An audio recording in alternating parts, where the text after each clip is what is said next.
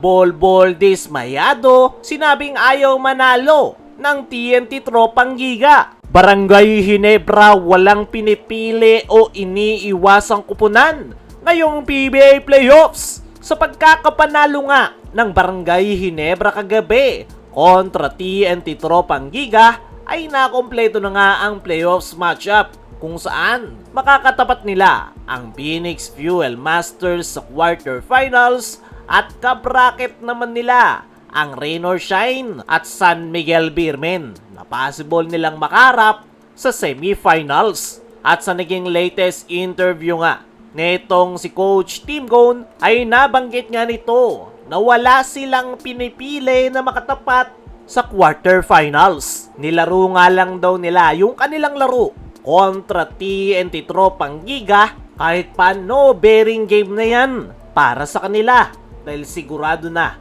yung twice to beat advantage. Pero para kay Coach Tim ay importante pa rin daw yung kanilang pagkakapanalo kontra TNT Tropang Giga dahil magagamit nga daw nila yan as a momentum pagpasok ng playoffs. Ay naman mismo kay RJ Abarrientos matapos yung laro nila versus TNT ay wala nga daw silang pinipili na makalaban at wala rin daw silang iniiwasan. Kahit sino nga daw yung kanilang makarap ay kanilang paghahandaan at hindi nga daw sila natatakot. At para sa akin mga chong, maganda yung mindset na mayroon ang Barangay Ginebra.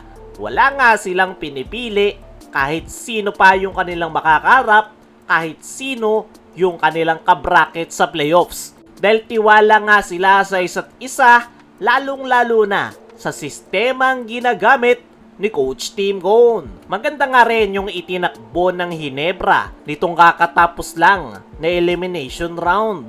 Pangalawa nga sila sa team standings at isa yang patunay na maganda yung kanilang inilalaro. Kaya naman, hindi takot ang Barangay Ginebra kahit sino pa yung kanilang kaharap at sino yung kanilang magiging kabracket. At para sa akin mga chong, base sa performance ng Barangay Ginebra ay kaya nila kahit sino yung kanilang makarap.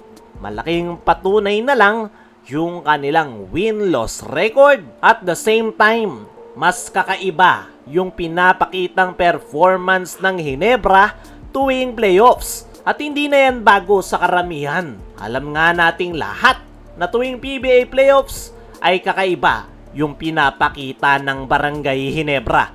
Marami pang mga itinatago si Coach Tim Cone na plays na hindi niya pa inilabas nitong elimination round at expected na gagamitin niya yung panggulat pagpasok ng playoffs. Pero eto ang real talk mga chong, talagang dadaan sa butas ng karayom ang Barangay Ginebra. Dahil hindi nga basta-basta yung kanilang kabracket. Makalusot man sila sa Phoenix Fuel Masters ay nakaabang nga sa kanila ang Rain or Shine Elasto Painters at San Miguel Beermen. Rain or Shine ang Dark Horse team ngayong conference. Kaya nilang tumalo ng mga bigating kupunan at hindi malabong magawa nila sa Ginebra.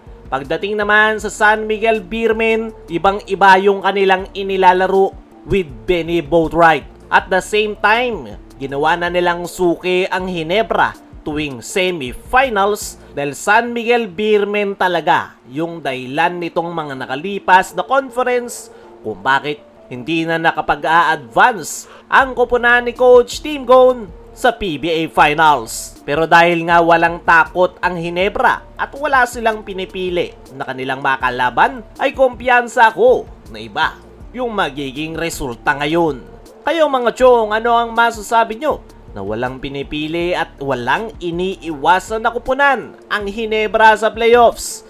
I-comment mo lang dyan sa ibaba. Samantala, Bolbol dismayado, sinabing ayaw manalo ng TNT Tropang Giga. Sa pagkakatalo nga ng TNT sa Barangay Ginebra ay todo reklamo nga itong si Bolbol kung saan sinugod pa nito ang scoring table para lang magreklamo Pero matapos niyan, nakita rin si Bolbol nung palabas sa dugout kung saan napamura na lang ito at sinabing ayaw manalo ng TNT kontra Hinebra. Kung totoo yung sinasabi na yan ni Bolbol, ay kumpirmadong may iniiwasan ang TNT sa playoffs, kaya mas pinili nilang magpatalo. At sa tingin ko kaya galit na galit itong si Bolbol, ay ayaw niyang matalo dahil meron siyang target na makabalik sa NBA. Dahil yung pagkatalo nila sa Hinebra ay minus points sa kanya ng mga NBA scouts.